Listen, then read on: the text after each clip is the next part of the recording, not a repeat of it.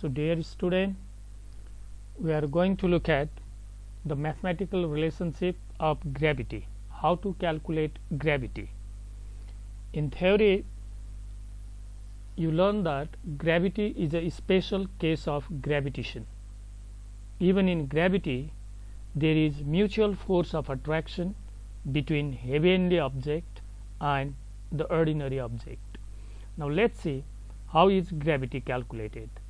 Say I have one heavenly object here.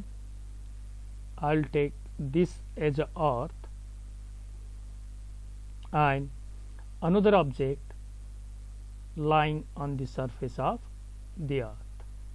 Okay, the distance between them, say, is equal to the radius of the earth. Fine, the distance is equal to the radius of the earth.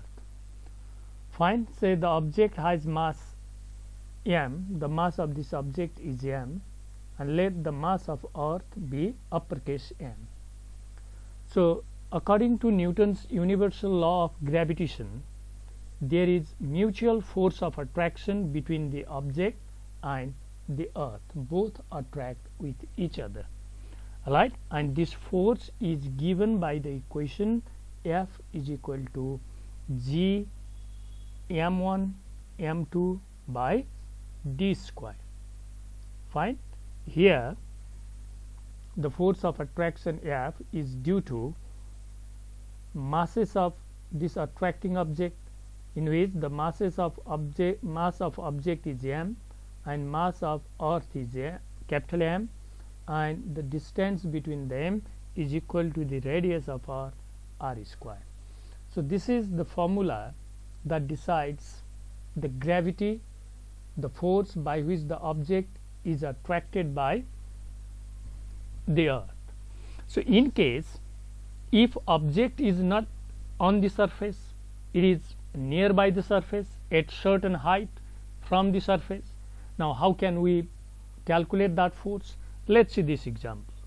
Say I have earth over here, right? The mass of earth is m, the radius of earth is r, and say an object is placed at a height h over here. The object is placed at a height h from the surface.